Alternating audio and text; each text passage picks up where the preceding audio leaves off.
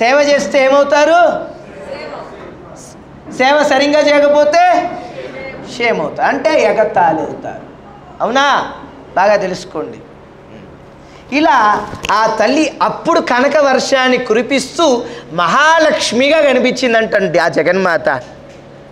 జై బోలో వాసవి మహాలక్ష్మీదేవికి. ఆ తరుపది ఆ తల్లి చక్కటి నగరేశ్వరుడి దగ్గర చక్కటి వీణా వాయిద్యాన్ని చేస్తుందంటండి. అప్పుడు ఆవిడ సరస్వతీదేవిగా కనిపించిందంట. జై బోలో వీణాపాణి వాసవి మాతాకి. చూడండి ఎంత గొప్ప విషయం.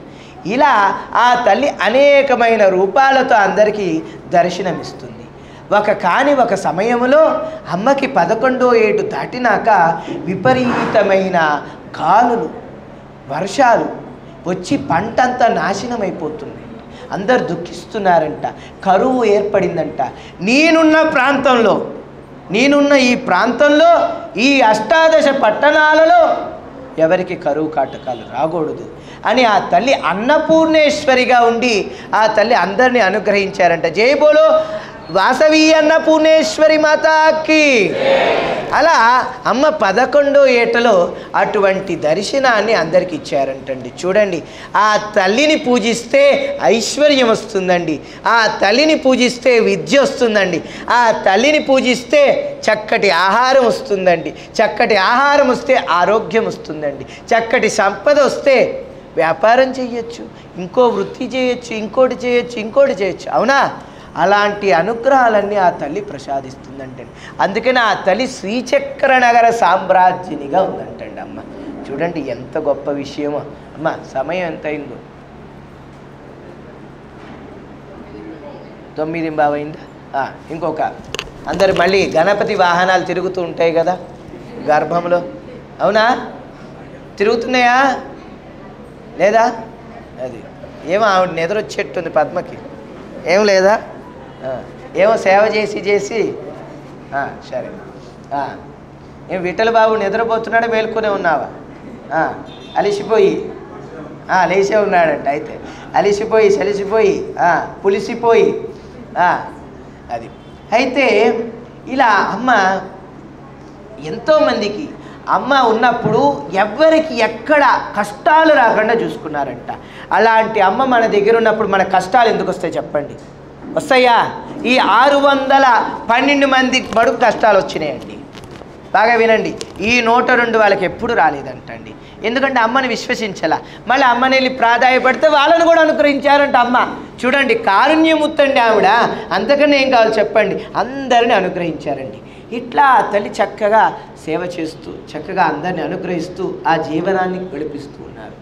ఇలా ఈ సామంత రాజులను అప్పుడప్పుడు కలుస్తూ ఉండాలి. మీరు కూడా వాసవి క్లబ్లో గవర్నర్ విజిట్ అని ఒకటి పెడుతూ ఉంటారు అన్నమాట. అది అర్థమైందా? అది మీకే అమ్మ, అది మీకే పెడుతూ ఉండాలి అప్పుడప్పుడు. అదే గవర్నర్ విజిట్ అని పెడుతూ ఉంటారుగా. అవునా కాదా? ఇంకేమున్నాయి నాకు తెలియదులే. ఆర్సీ, ఇంకే జేసీ, బీసీ, ఈసీ, ఎఫ్సీ అన్ని సీలు ఉన్నాయి అన్నమాట. పోలీలో ఏదో సి ఉంది కాబట్టి ప్రస్తుతానికి ఈ సి చూడండి, నన్ను చూడండి. అది సి అండ్ ఎంజాయ్ ఉండాలన్నమాట. మీరు సి అండ్ ఎంజాయ్ 2 చేస్తున్నారు ఇప్పుడు. అవునా? చేయట్లేదా? ఈ అమ్మాయి పడిపోయేలా నవ్వింది ఇందాక.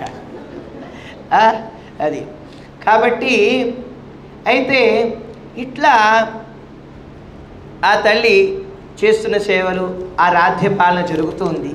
అయితే ఈ సామంత రాజుని పరిపాలన చేస్తున్నప్పుడు ఈ గవర్నర్ విజిట్ లాగా ఆ రాజు వస్తూ ఉంటాడు కదండి. ఈ రాజమహేంద్రవరము సంబంధించిన రాజు ఎవరైతే ఉన్నాడో ఆ మహానుభావుడు ఎవరో విష్ణువర్ధనుడు. బాగా వినండి, ఇక్కడ మీరు చాలా గ్రహించండి, చాలా గొప్ప విషయం. రావణాసురుడు, అర్థమైందా? రావణ అసురుడు. బాగా వినండి, అక్కడ కూడా రా అన్న అక్షరం ఉంటుంది.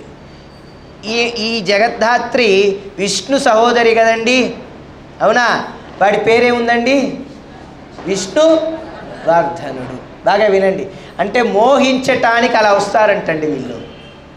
మోహించటానికి ఆ నామ సార్థకతగా వస్తారంటండి.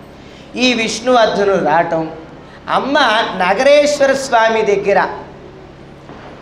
సేవ చేయటం, ఆ కీర్తన చేస్తున్నప్పుడు అమ్మని ఈ యొక్క విష్ణువర్ధనుడు అటు వెళ్తూ అమ్మని చూశాడంట.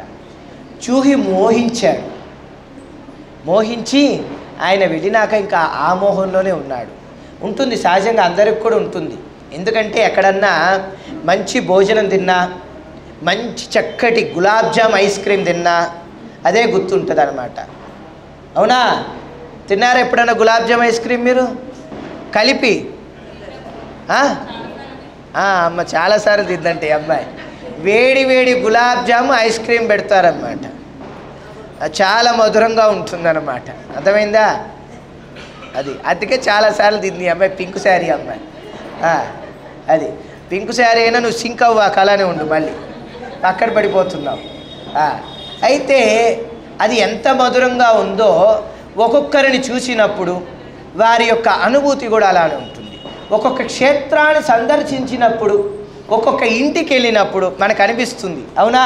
అలా వాసవిని చూసినప్పుడు ఆయన ఆ మధురానుభూతి కామవాంఛగా కోరిందంటండి. చూడండి, అది దుర్బుద్ధి. అర్థమైందా? 10 గులాబ్ జాములు తినటం వలన తప్పు లేదు, కానీ లోపల షుగర్ ఉండి 10 గులాబ్ జాములు తింటే తప్పు. అర్థమైందా? అవునా కాదా? ఈ యొక్క విష్ణువర్ధనుడి బుద్ధి కూడా అలాంటిదే. బహుభార్యలు ఉన్నవాడికి మరణ భార్య ఎందుకు?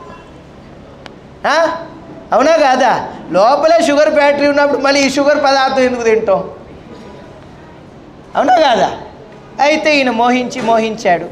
సరే, మళ్ళీ ఆ రాజుకి చక్కగా సఫరీలు చేశారు. ఆయన ఒకటి కోరుకున్నాడు, వాసవి నృత్యం చేస్తుంది, ఆ నృత్యాన్ని నేను చూడాలి అని కోరుకున్నాడు. అయితే ఈ యొక్క 714 గోత్రికుల్ని ఈ కుసుమశ్రేష్ఠి పిలిచి కూర్చోబెట్టి చెప్తే, రాజుని ఆనందింపచేయాలి కాబట్టి వాసవి నాట్యం చేయాలి అన్నారు. తప్పు. వాసవి మన కూతురైనా మన ఆడపిల్ల అయినా పరపురుషుడు ముందు చేయకూడదు అంటారు. సరే, ఇదంతా ఎందుకు, మనం వాసవిని అడుగుదామని అమ్మని పిలిచారు. పిలిస్తే అమ్మ ఒక మాట చెప్పారు, నేను నా నృత్యం అంతా కూడా నగరేశ్వరుడికే అర్పితము. ఎవరికి అర్పితం? అర్థమైందా? మా పిల్లలు కొంతమంది ఉన్నారు, కోలాటం వేస్తారు. అయితే వాళ్ళు తిరుమలలోనే వేస్తారు, దేవాలయంలో వేస్తారు, కానీ రోడ్డు మీద వేయరు కోలాటం. కొంతమంది, అందరూ కాదు. ఏం చెప్తారంటే, మేము దేవాలయంలో వేయటం కోసమే మేము కంకణం కట్టుకుంటున్నాం. రోడ్డు మీద వేస్తే రకరకాల వాళ్ళు చూసి కామెంట్స్ చేస్తారు. కొంతమంది వాళ్ళ భక్తి అలా బాధపడిన వాళ్ళు ఉంటారు, అందుకని అలా బాధపడ్డారని మేము వెయ్యమని చెప్పేశారు. సరే మంచిదమ్మా అన్న, నేనేం అలా ఆ రోజు వాసవి మాత విషయం కూడా అలానే జరిగిందని చెప్పారు. చెప్తే సరే, ఎలాగైనా రాజుని ఆనందింపచేయాలి అని ఎంత ప్రయత్నం చేసినా వాసవి మాత ఒప్పుకోవాలి. వాసవి మాత నృత్యం చేసే సమయానికి ఈ రాజుని గుడికి తీసుకుపోతారు. చూడండి ఎంత దౌర్భాగ్యం అండి, ఎంత దుర్బుద్ధి అండి. అప్పుడు వాసవిని చూసి వివాహం చేసుకోవాలని కోరిక పెరిగింది మరలా. అప్పుడు వెళ్ళి వీళ్ళందరికీ కబురు చేస్తారు. చేస్తే, అయ్యా మనము వర్ణాలు వేరు, కులాంతర వివాహము అవుతుంది, అలా చేయకూడదు, ఇలా ఒకే కులానికి చెయ్యాలి, మాది అలానే జరుగుతుంది, ఇలా వివాహం చెయ్యము, సరైనది కాదు అని చెప్తారు. వినరు. వినకపోతే రాజు చెప్పింది వినాలి, చెప్పింది వినకపోతే మనకి సుస్థి అంటే పన్ను వేస్తాడు, ఇబ్బంది పడతామని చెప్తారు. సరే, బాధపడుతున్న సమయంలో ఏం చేయాలో ఆలోచించక ఆ తల్లి ప్రార్థిస్తారు. ప్రార్థిస్తే, నేను ఆది కన్య అంశతో పుట్టిన దానిని, నేను పరమేశ్వరుడికి అర్పణమయ్యేదానిని, నేను అగ్ని కన్నా ఆహుతవుతాను, కానీ ఏ మానవ మాతృడికి నేను అర్పణ అవ్వను అని చెప్పేశారు. చెప్పినాక అందరూ దిగులు చెందుతారు. సరే అయ్యా, ఇప్పుడు మూటమి మంచి రోజులు కాదు, వైశ్యుడు కదా, మాటలు ఏదో బాగా చెప్తూ ఉండాలన్నమాట, యుక్తి మాటలు. కాబట్టి మాఘమాసము ఉత్తరాయణ పుణ్యకాలంలో మనం ఎవరైనా పెళ్ళిళ్ళు చేయాలనుకుంటాం, గృహప్రవేశాలు చేయాలి, అవునా కాదా? అలాంటి ఉత్తరాయణ పుణ్యకాలంలో చేద్దాము అని ఏదో మాట చెప్పి ఆయన పంపించేశారు. మరలా ఆయన మనిషిని ఇక్కడ ఏర్పాటు చేస్తారు, ఒక మంత్రిని ఏర్పాటు చేసి అన్ని విషయాలు తెలుసుకుంటుంటారు. ఈవిడ ఆత్మార్పణకి సిద్ధమయ్యారు ఈ లోపల మానసికంగా. అప్పుడు అందరినీ అత్యంతర సమావేశం అని ఏర్పాటు చేస్తారనమాట. అప్పుడప్పుడు మీ అపార్ట్మెంట్లో కూడా జరుగుతుంటుంది. నిన్న మా నారాయణరావు గారికి కూడా జరిగిందనమాట. అంటే అప్పటికప్పుడు ప్రమాదం వస్తుండేవో అని. అవునా? జరుగుతుందా లేదా చెప్పండి. అయితే ఇలా చేసినప్పుడు 714 మంది వస్తే దాంట్లో 614 మంది ఏం చెప్పారు? 612 మంది ఏం చెప్పారు? ఆత్మార్పణకి ఒప్పుకోము, వివాహమే చేసుకోవాలి. ఇక్కడ 102 మంది ఏం చెప్పారండి? ఆత్మార్పణకి మేము సిద్ధము అని చెప్పారు. అర్థమైందా? అంటే మంది ఎక్కువ ఉన్నది కాదు, త్యాగం ఉన్నది కావాలి, ధర్మం ఉన్నది కావాలి, నీతి ఉన్నది కావాలి, గుణం ఉన్నది కావాలి. అర్థమైందా? నిన్న తక్కువ జనాభా ఉన్నా నేను ప్రవచనం చెప్పా. నా ధర్మ ఆచరణ మీరు బాధ్యతగా తీసుకున్న వాళ్ళు చేయకపోతే నాది తప్పు కాదు. అర్థమైందా? స్వామీజీ అహంకారంగా చెప్పారనుకుంటే నాకేం బాధ లేదు, నేను వదిలేస్తా. చెప్పా కదా, నేనేం పట్టించుకోను, ఏదైనా వదిలేస్తా. నాకు ఏ బాధ ఉండదు, నాకు ఏ ఎమోషన్ లేదు, నాకు ఏ మోషన్స్ లేవు. అర్థమైందా? నాకు ఏ ప్రమోషన్స్ కూడా రావు, ఏ ప్రమోషన్స్ కూడా రాదు. ఎందుకంటే నేను సుప్రీంలో ఉన్నా. సుప్రీం ఎవరు? వాసవి మాత.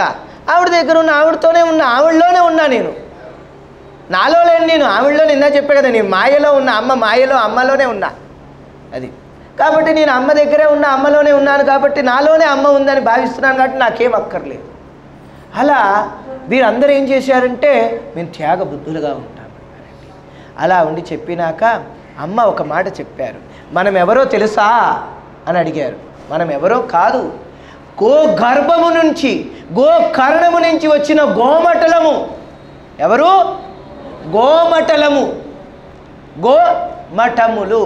గోవుని పూజించే వాళ్ళం, గోవుని పోషించే వాళ్ళము. కావున మన సాత్వికముగా ఉండేవాళ్ళము, సద్గుణవంతులము. ఎవరు? సద్గుణవంతులు. అప్పటి నుంచే వచ్చింది ఈ గోమటులు కాస్త కోమటులుగా వచ్చారు. అయితే కర్ణము నుండి, బాగా వినండి, ఒక కర్ణము నుండి స్త్రీలు, ఒక కర్ణము నుండి పురుషులు, గర్భము నుండి ఋషులు. ఇందా చెప్పాం కదా, అపారక మహర్షి వాళ్ళు వచ్చారండి. అలా వచ్చిన వాళ్ళం మనము ఈ ప్రాంతములో, ఈ భూమండలములో అసలు వైశ్యులుగా మనం ఎక్కడొచ్చామో తెలుసా? ఎక్కడో తెలుసా అసలుకి? గోకర్ణము నుండే వచ్చిన వాళ్ళం. ఎక్కడి నుంచి? గోకర్ణం. మీరు చూస్తారు కదా కర్ణాటక, ఇప్పుడు కూడా అక్కడ హల్దీపూర్ మఠం ఉంది, వైశ్య మఠం. వాళ్ళకు కూడా తెలియదు ఈ విషయం, వాసవి పురాణంలో ఉందని. వాళ్ళు వైశ్యులు. ఎవరు? బాగా వినండి, వాళ్ళు అక్కడ ఉండిపోయారు. అర్థమైందా? వాళ్ళకు కూడా అసలు ఈ విషయం తెలియదు, వాసవి పురాణంలో ఇలా ఉందని. చెప్పాను ఇందాక, ఏం చెప్పాను? ఎక్కడి నుంచి వచ్చారు? ఆ ఊరి పేరేంటి? నేనేం తప్పు చెప్పానా? అర్థమైంది కదా? అది అసలు వైశ్యుడు భూమి మీదకి అక్కడంటే అసలు ఫస్ట్ వచ్చింది గోకర్ణంలో. అది అందుకనే అక్కడ 800 సంవత్సరాలకు పూర్వమే వైశ్యమఠం ఉంది. అర్థమైందా? ఎన్ని సంవత్సరాలు? 800 సంవత్సరాల పూర్వమే వైశ్యమఠం ఉంది. తర్వాత కాలక్రమేణా ఏదో ఇబ్బందులు వచ్చి 100 ఏళ్ళు ఎన్నేళ్ళు వైశ్య గురువు లేకపోతే మరలా ఇప్పుడు ఆయన ఉపేష్ బాబు అనే ఆయన్ని కొచిన్, ఏం పేరు?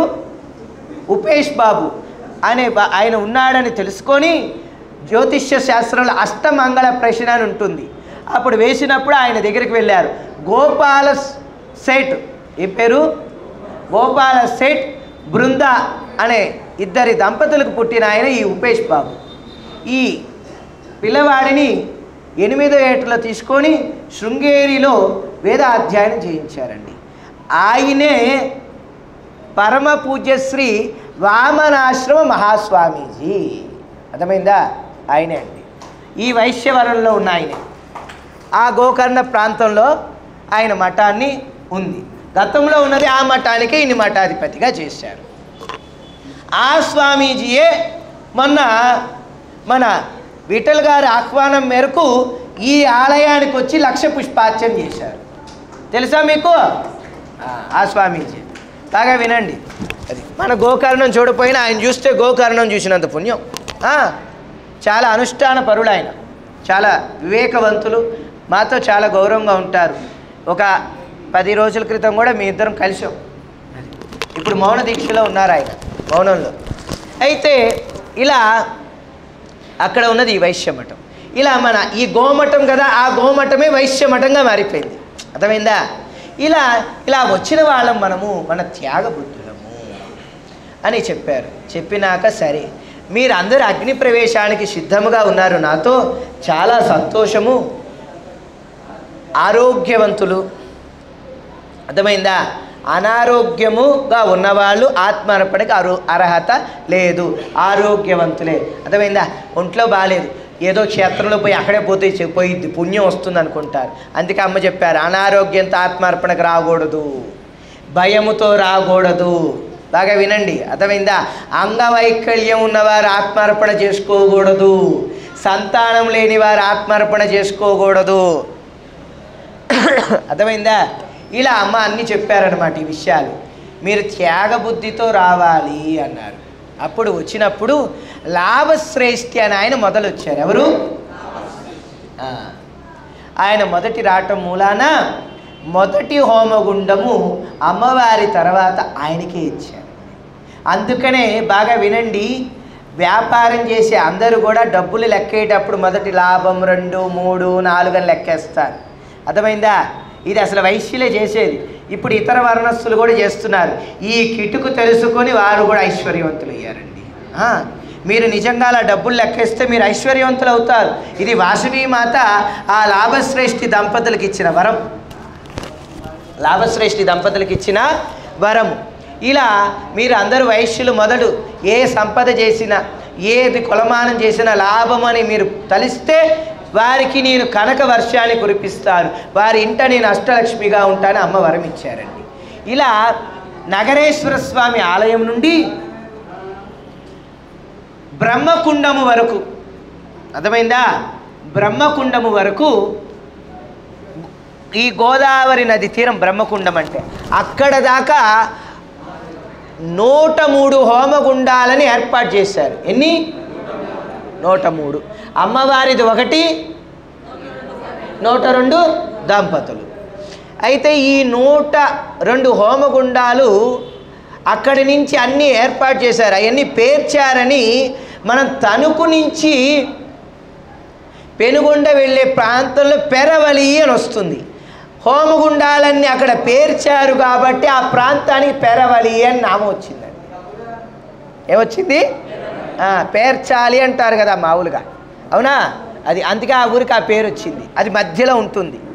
ఇలా ఈ 102 హోమగుండాలను ఏర్పాటు చేయటానికి విశ్వకర్మలు, అర్థమైందా, మంగళ వాయిద్యం వాయించేవారు, అలాగే గంగ కావుళ్ళు మోయువారు, అర్థమైందా, ఇలా అనేకమైన వర్ణస్థులందరూ వచ్చి వీరముష్టులు అమ్మకు సేవ చేశారంట.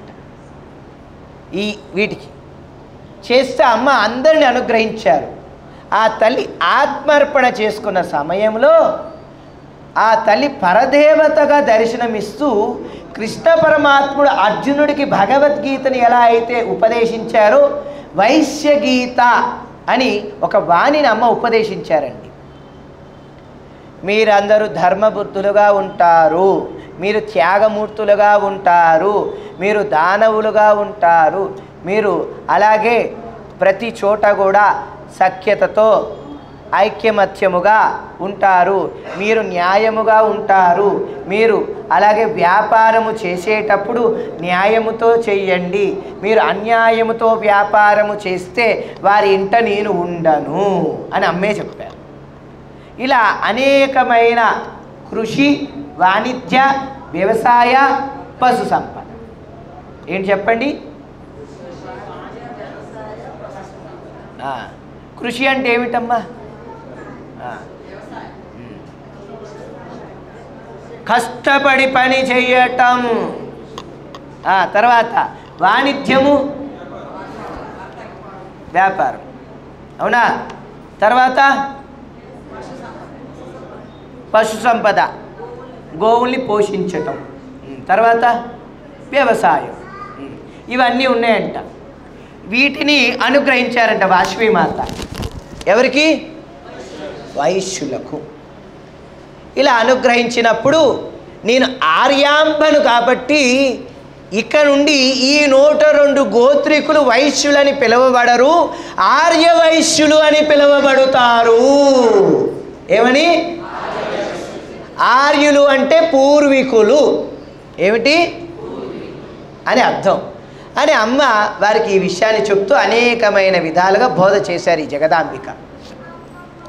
ఇలా చేస్తూ అమ్మ ఆత్మర్పణ సమయం ఆసన్నమైనది. ఆ తల్లి బాగా వినండి ఇక్కడ, ఆ తల్లి శరీరం నుండి యోగాగ్నిని సృష్టించారంట.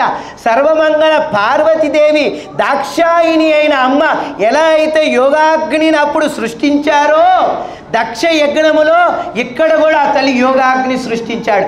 అమ్మ ఎవరో కర్పూరము అగ్గిపుల్ల వేస్తే ఆ వేసిన హోమగుండంలో దూకలా. బాగా వినండి, ఆ తల్లి యొక్క శరీరం నుండి యోగాగ్ని సృష్టించారు. ఎంత గొప్ప విషయం. మన శరీరం నుంచి కూడా వస్తుంది తెలుసా.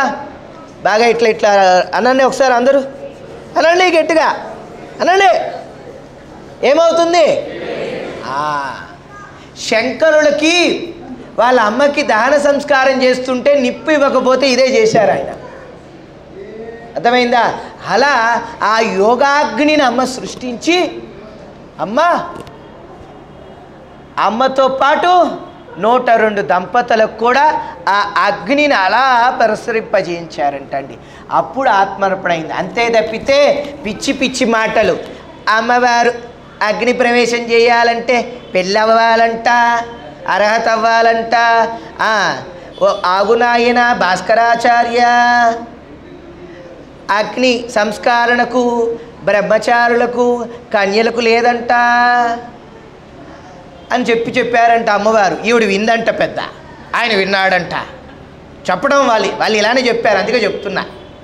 వినండి మీరు, వాళ్ళు అన్ని రికార్డులు ఉన్నాయి, వినండి.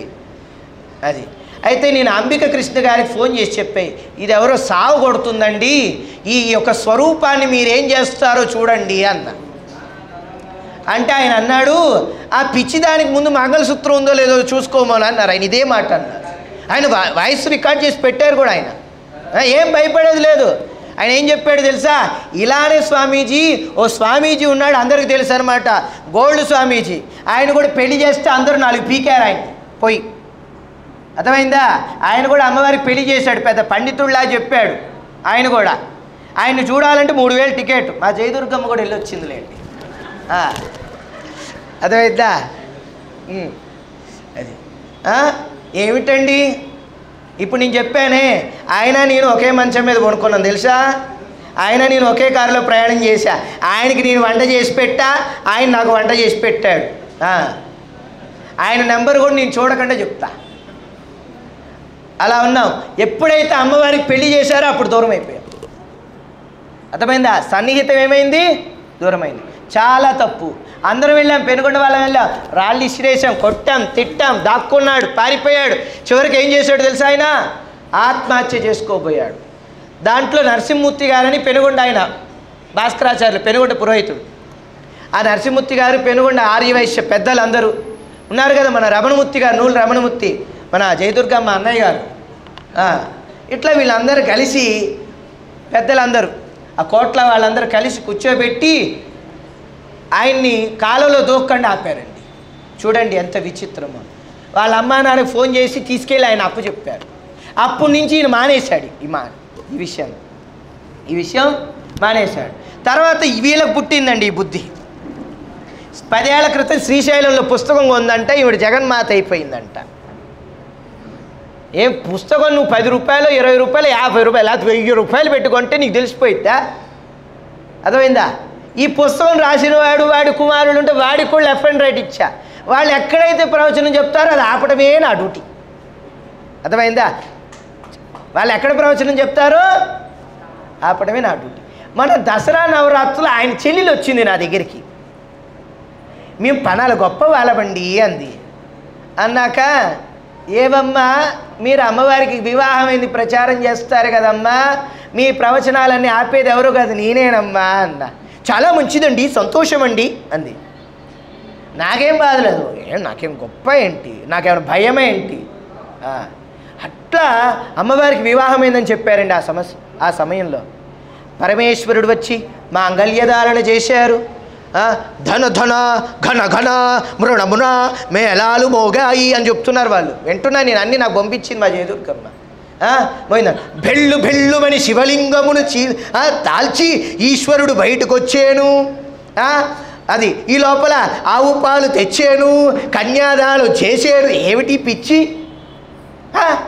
ఏమిటండి అది. ఇదంతా అయిపోయింది వినండి. దేవతలు పుష్ప వర్షము కురిపించాను. ఇది అయిపోయినాక ఇంకోటి తెలుసా, తర్వాత 3 రాత్రులు గడిపోయినాయి. ఏమిటి ఇవన్నీ మీరు చదివారు, నిజం చెప్పండి. అది అయితే ఈగలాగా ఎగురుతుంటాడు, ఈగ దయాకర్ ఆయనకు కూడా చెప్పి ఆపేశాడు, దెబ్బకి భయపడ్డాడు. అది ఏమి నాకేం భయం లేదు, నాతో మాట్లాడటం మానేశాడు. నాకేం నష్టం, నువ్వేమైనా వడ్రాణం చేపిస్తావు, అరవంకులు చేస్తావు, కిరీటం చేస్తావు. నాకు తప్పే, ఏం మొహమాటం లేదు. అది ఇందాక నేను నవ్వుతూ చెప్పాను, తప్పు చేసేటప్పుడు నా ఫేస్ ఎలా ఉంది చెప్పండి, మారిందా? అవునా కదా? సీరియస్నెస్ వచ్చిందా? తప్పు చేసేటప్పుడు ఎవరైనా అంతే, నువ్వేంటి నేనేంటి ఎవరైనా ఒక్కటే. అయిపోయిందండి. ఏంటండి ఈ మాట, ఎక్కడన్నా పురాణంలో ఉన్నదా? మీకు ఇస్తా ఇవన్నీ శ్లోక రూపం. 80 సంవత్సరాల క్రితం గ్రంథం ఇది, అర్థమైందా? నా దగ్గర ఉన్న వాషిపి పురాణం నేను గొప్పగా చెప్పట్లా మీకు. నా దగ్గర ఉన్న వాషిపి పురాణాలు కొన్ని 100 సంవత్సరాలు.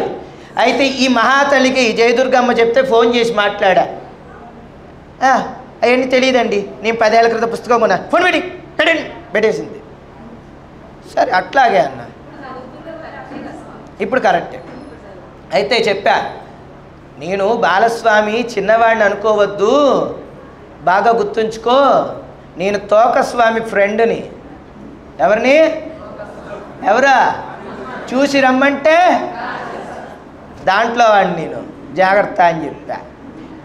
ఈడ్చి కొడితే తల కింద పడిద్దో తిరిగిద్దో తెలియదు, ఇక్కడ ఉండే ముఖం ఎన్నో వైపు వెళ్తుందో, జాగ్రత్త అని ఎన్నో చెప్పా, ఎలా. సరే మా జయదుర్గమ్మ ఏడుస్తుంది, బాధపడుతుంది, పాపం చేస్తున్నామేమో, తప్పు చేస్తున్నాం స్వామీజీ, దోషం వస్తుందేమో, ఇలా చేస్తున్నారు స్వామీజీ అని బాధపడుతుంటే ఏం పర్వాలేదమ్మా అన్న. ఆ సమయం వచ్చింది, వచ్చి నాకేం చేసాం, కేసేసాం, పోలీసులు అడాబిడి జరిగింది. అయితే అప్పుడేమైందో తెలుసా, ఎంత రాత్రి జరిగింది, అర్ధరాత్రి మెసేజ్, పెద్దలు చెప్పటం వలన నేను ఈ విషయాన్ని తెలుసుకున్నాను, ఇంకా నుంచి అమ్మవారికి పెళ్ళి అయిందని చెప్పను, నాకు బుద్ధి వచ్చింది అని చెప్పాను. ఏమిటమ్మా మరి ఇన్నాళ్ళు గొప్పదాడివని చెప్పావు, గొప్పవాడివన్నావు, ఏమైంది? అది నేను చెప్పా, గుర్తుంచుకో, బాలస్వామి అంటే పామే, అర్థమైందా? బాలనాగుడు పాక్కుంటూ వెళ్ళిపోతాడు, ఏం భయం లేదని. సరే అని పెనుగొండలో ఓపెన్ డిబేట్ పెట్టాం, 4-5 స్వామీజీలని అందరినీ, పండితులను అందరినీ పిలిచాం. పిలిస్తే తెలంగాణ బంద్ అంటండి, కుదరదండి.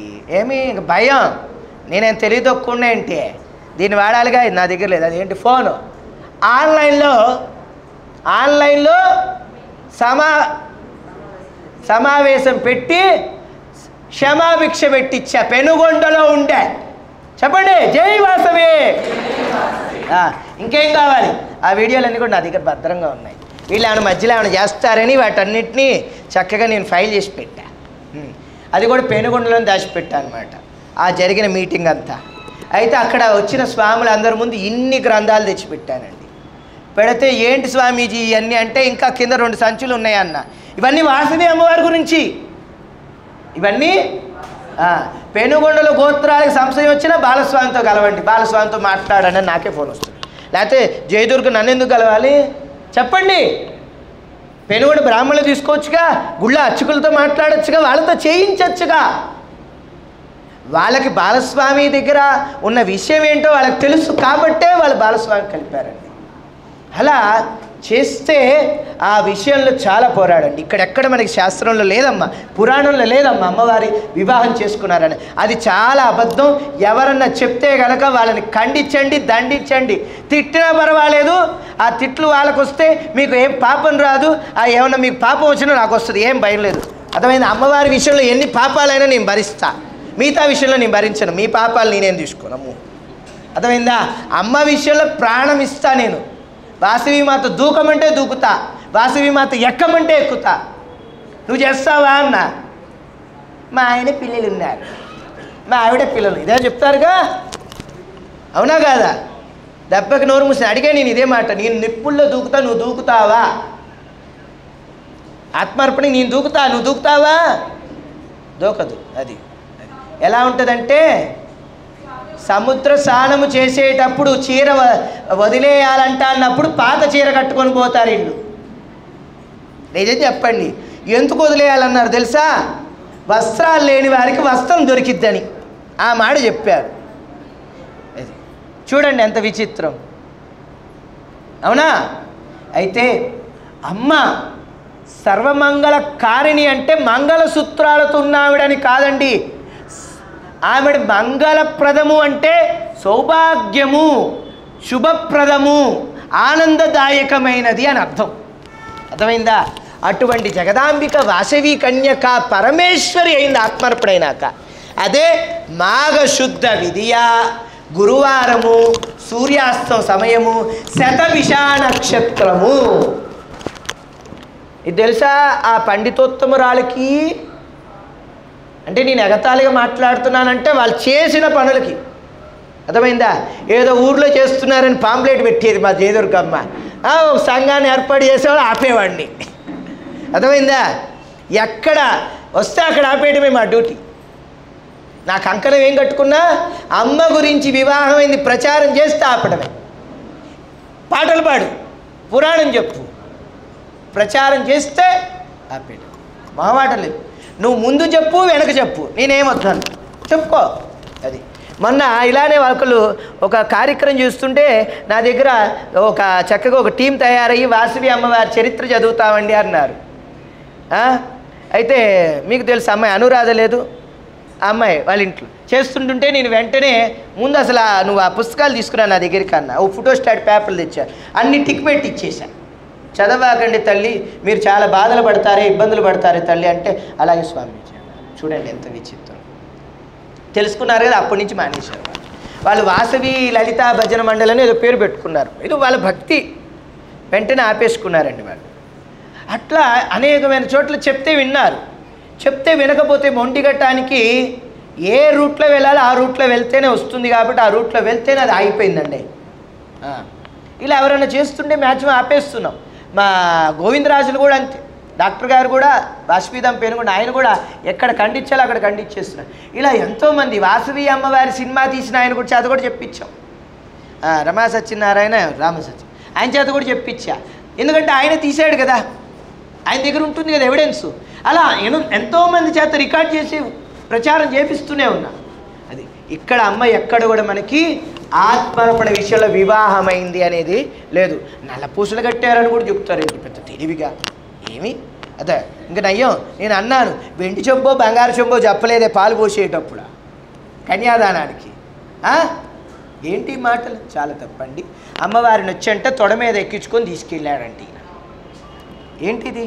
ఇది పెనుగుండల గోపురంలో ఉంది చూడండి అంటే పార్వతీదేవి వామభాగంలో ఉండక ఎక్కడుంటుందయ్యా? ఆవిడ చేతిలో ఏమైనా చిలక ఉందా? చిలక ఉందా చెప్పు. లేదుగా. మీరు బాగా చెప్తా వినండి అమ్మా. నంది మీద ఉన్న పరమేశ్వరుడు రూపంతో ఉంటాడు కదా, ఆయన చతుర్భుజాలతో ఉన్నప్పుడు పార్వతీదేవి ద్విభుజాలతో ఉంటారు, ఆవిడ చతుర్భుజాలతో ఉంటారు. మీకు కావాలంటే మీరు ఈ మెటల్ స్టోర్లో ఇత్తడి నంది మీద ఈశ్వరుడు పార్వతీదేవి ఉండి ఉమా గౌరీలు అంటారు, లేకపోతే ఉమాశంకరులు అంటారు. ఇలా చిన్న మకరతోరణ ఉన్న ఫోటోలు ఉంటాయి, నెట్లో కూడా కొట్టి చూడండి. అమ్మవారు చతుర్భుజాలతో ఉంటుంది, పార్వతి అక్కడ ద్విభుజాలతో ఉంటారు. ఆవిడే కన్యక అని చెప్తున్నారండి వీళ్ళు. ఏం చెప్పాలి వీళ్ళ విఘ్నత అది. అయితే ఎక్కడ ఈశ్వరుడు అలా తీసుకెళ్ళినట్లేదండి. ఎవరెవరో తెలియక పిచ్చి మాటలు విని ఇలా రాశారండి.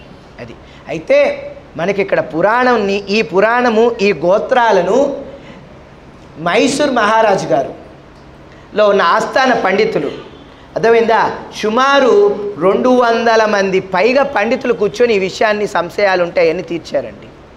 అర్థమైందా? ఒకళ్ళు ఇద్దరు కాదండి, ఇట్లా అనేక మంది ఒక పేరు చెప్పడానికి లేదనమాట, అనేక మంది కలిసి దీన్ని చేశారు. వాళ్ళ పేర్లు చూస్తే అష్టోత్తర శతనామావళి సహస్రనామాల్లాగా ఉన్నాయి, అన్ని పేర్లు ఉన్నాయి దీంట్లో. అది మన సామవేదం షణ్ముఖ శర్మ గారి చేత కూడా ఒక చిన్నది రాయించారు అమ్మ.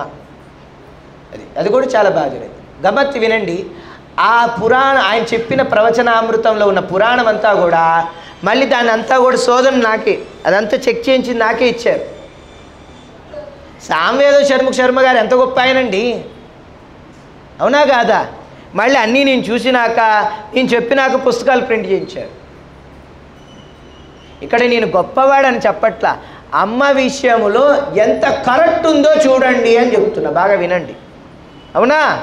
అది అట్లా చాగంటి కోటేశ్వరరావు గారు కూడా చెప్పారు అమ్మ పురాణం, అర్థమైందా? ఆయన కూడా ఎక్కడ వివాహమైందని చెప్పాల. అయితే కొన్ని దేవాలయాల్లో మంగళసూత్రాలు ఉన్నాయంటే ఇగో ఈ దౌర్భాగ్యులు లాంటి వాళ్ళు పోయి వేసి వచ్చారు. వాళ్ళని అడిగితే ఏమన్నారంటే, మేము పార్వతీదేవిగా భావించి వేశామండి, మాకు తెలియదు కదా అన్నారు. సరే మంచిదయ్యా అన్న, ఇంక మాట్లాడలేము. వాళ్ళు మేము కళ్యాణం అయిందని చెప్పరు వాళ్ళు, పార్వతి. అయితే అమ్మవారికి ఒడి బియ్యం పోస్తారు కదా, ఒడి బియ్యం పోసేటప్పుడు బాగా వినండి, అందరూ బాగా ఇక్కడ వినండి. అది దానికోసమే మా జయదుర్గమ్మ నన్ను లాగి పీకి గోల్ చేసి ఇక్కడ తీసుకొచ్చింది, అర్థమైందా? ఆవిడ తీసుకొచ్చిందంటే దాంట్లో పరమార్థం ఉంది. ఆ ఒడి బియ్యము పోస్తారు కదా, సంతోషి మాతకు కూడా ఒడి బియ్యం పోస్తారుగా, అవునా? మరి అక్కడ ఎందుకు రాలేదు? ఆవిడ పెళ్ళి కాలేదు కదా సంతోషి మాతకి, మరి ఆవిడకి కూడా ఒడి బియ్యం పోస్తున్నారు కదా. అంటే పరదేవత, అక్కడ వివాహం అయిందా వివాహం కాలేదని. అమ్మ పరదేవత అంటే అమ్మ, అమ్మ స్వరూపముతో పోస్తున్నారు అంతే, బాగా వినండి. అయితే కొన్ని ప్రాంతాల్లో అండి ఇప్పుడు కూడా పెళ్ళి కాని కన్యామణులు వాళ్ళకి పిల్లేళ్ళు అని ఉంటాయి, మెట్టెల్లానే ఉంటాయి, అవి పెట్టుకోవచ్చు, అవునా కదా? చెప్పండి గట్టిగా, పెట్టుకోవచ్చా? అది సరే, అది బొట్టిన వేలో పక్క వేలో తర్వాత వేలు పక్కన పెట్టు, అర్థమైందా? కృష్ణుడికి కూడా పిల్లేళ్ళు ఉంటాయి తెలుసా? ఉంటాయి. దానికి ఎందుకంటే శరీరం కంట్రోల్ కోసం దానికి ఒక వేరే శాస్త్రం ఉందిలేండి, సైంటిఫిక్ రీజన్ ఉంది. అంటే బాగా వినండి, అమ్మకి ఇలా మెట్టెలు పిల్లేళ్ళు వేశారంట, అర్థమైందా? ఇలా పెట్టారంట, అమ్మ ఆవిడ, అర్థమైందా? ఆవిడ భార్యను పెట్లా, అమ్మగా పెట్టారు. అమ్మగా ఏమైనా చేయొచ్చు, మీ అమ్మే ఉంటుంది, బాగా వినండి. ఆ అమ్మకి భర్త కాలం చేస్తారు, కానీ ఆవిడ అమ్మే అయ్యిద్ది కానీ బొమ్మ ఇద్దా, పనికి రాకుండా పోతుందా? ఎవరైనా అనుకున్నా ఆ అమ్మకి చీర పెట్టకుండా మనం ఉంటాం? చెప్పండి, నిజం చెప్పండి, నిజం చెప్పండి. పెడతామా లేదా? పెడతాము.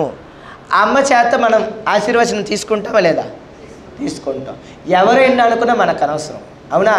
అంటే అక్కడ ఏం చూసాం చెప్పండి, మనం అమ్మ తత్వం చూసాం, అమ్మ తత్వం చూసాం, అమ్మ స్వరూపాన్ని చూసాం, అమ్మ నామాన్ని చూసాం, అమ్మ గుణాన్ని చూసాం, అమ్మ ప్రేమను చూసాము, అవునా? అమ్మ కారుణ్యాన్ని చూసాము, అమ్మ మమకారాన్ని చూసాము, అమ్మ ఆప్యాయతని చూసాం, అమ్మ అనురాగాన్ని చూసాం. చూడండి, అమ్మ అని చెప్తే ఎన్ని వస్తున్నాయండి, అవునా? అటువంటి ఆ జగదాంబికను అమ్మగా భావించామమ్మా మనం, అమ్మగా భావించి అమ్మగా చూసాం కాబట్టి అమ్మకి ఒడి బియ్యం పోయొచ్చు, తప్పేమీ లేదు. అమ్మ ఆత్మర్పణ అయినాక ఏమైందండి? ఆవిడ వాసవి కన్యక పరమేశ్వరి. పరమేశ్వరి అంటే ఏమిటంటే పరతత్వమును పొందిన ఆవిడ. పరమపద చేరుకోవాలనుకుంటాంగా మనం, పరమపదాన్ని చేరుకోవాలనుకుంటామా లేదా? వైకుంఠమో కైలాసమో మోక్ష సామ్రాజ్యమే కదా. అటువంటి ఆవిడ కాబట్టి ఆవిడ పరమపదానికి చేరుకుంది కాబట్టి పరమేశ్వరిగా, పార్వతీ స్వరూపిణి కాబట్టి పరమేశ్వరిగా చెప్పారు. అంతే తప్పితే ఈ పెద్ద ఏంటో పెద్ద తెలివిగల వాళ్ళలాగా, వీళ్ళు డిగ్రీ చేసిన వాళ్ళకులాగా పార్వతీదేవి కాదండి పరమేశ్వరుడు ఐక్యం ఎందుకు, అందుకే పరమేశ్వరుడు. ఏమమ్మా ఈ మాటలు, ఎంత తప్పమ్మా. ఎందుకంటే మీకు ఎన్ని ఇలా ఎందుకు చెప్తున్నానంటే ఈ క్వశ్చన్కి మళ్ళీ మీకు ఎవరైనా అడిగినా మీరు వెంటనే చెప్పేయచ్చు, అర్థమైందా? ఏ ఇబ్బంది లేదు బాలస్వామి, मैं हूँ ना, दिक्कत नहीं, बिल्कुल आराम से बोलो, जोर से बोलो, पैर से बोलो, दिक्कत नहीं. అయితే ఇలా అమ్మ ఆత్మార్పణైనాక విశ్వరూపిణిగా అయింది అమ్మ. మీరందరూ కీర్తన చేస్తారు. ఏం పాట చెప్పండి? విశ్వజననీ వాసవి మా హృదయ గీతి అందుకో. ఏమనన్నా అక్కడ? మా హృదయం నుంచి పాడుతున్నమ్మ, నువ్వు విశ్వానికి అమ్మవయ్యావు. అప్పుడు దాకా ఆవిడ వైశ్యమాతే, తర్వాత ఏమయ్యారండి? విశ్వజనని. విశ్వం మొత్తానికి అమ్మ అయిందండి ఆవిడ. అందుకని అన్ని వర్ణస్తుల్ని అమ్మ చూశారండి. ఈ బెదిరి వెళ్ళిపోయారంటండి వాళ్ళు, బేరీ కోమట్లు అయ్యారంట. కళింగ ప్రాంతానికి వెళ్ళారంట, కలింగి కోమట్లంట. కొంకిణీ ప్రాంతానికి వెళ్ళారంట, కొంకిణీ కోమట్లంట. అగర్వాళ్ళు వీళ్ళన్నారు చూసారా, వీళ్ళందరూ వైశ్యులు. మహాత్మా గాంధీ కూడా వైశ్యుడు, ఆర్య వైశ్యుడు కాదు. 102 కాదు, 612 దాంట్లో వాళ్ళు అనమాట.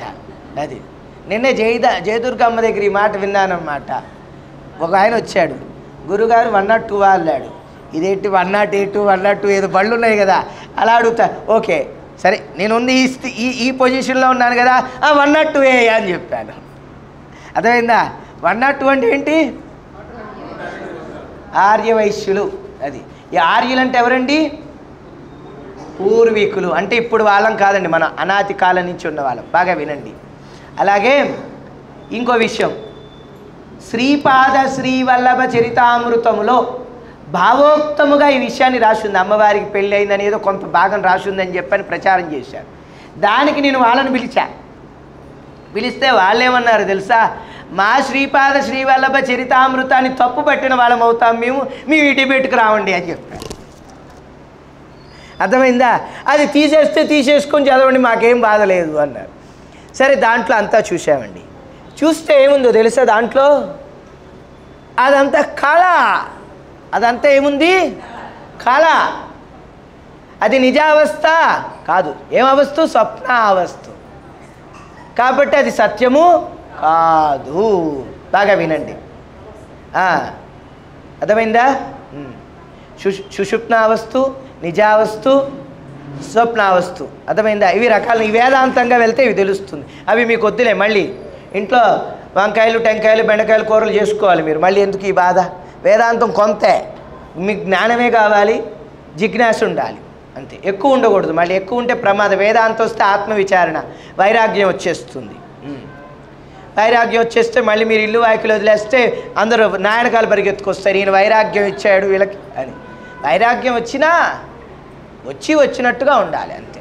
అది అయితే ఇలా అమ్మవారి ఆత్మర్పణ అయిపోయినాక విశ్వరూపిణిగా అమ్మ దర్శనం ఇచ్చారు. అప్పుడు అమ్మవారు చతుర్భుజాలతో దర్శనమిచ్చారంట. అప్పుడు అమ్మవారి చేతిలో పుష్పము, శుకము. శుకం అంటే చిలుక, అంటే కామరహితము చిలుక, కోరికలు నెరవేర్చేది.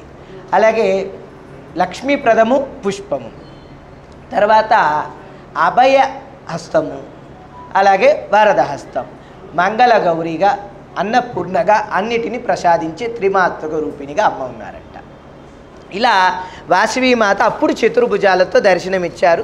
అందుకనే మనం చతుర్భుజాలతో ఉన్న వాసవి అమ్మని పూజించడం జరిగింది. పెనుగొండలో 2 చేతులు ఎందుకున్నాయి, ద్విభుజాలు ఎందుకున్నాయి? కారణం అంటే అది, ఆవిడ బాలవాసవిగా అక్కడ ఉన్నారు.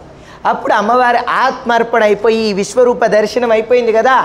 ఈ వార్త ఈ మంత్రి, ఇప్పుడంటే మనకు వాట్సాప్లు, మెసేజ్లు, ఈమెయిల్, ట్విట్టర్లు అన్నీ ఉన్నాయి. ఆ రోజుల్లో లేవు కదా. ఈ వార్త పంపించారు ఎవరికి?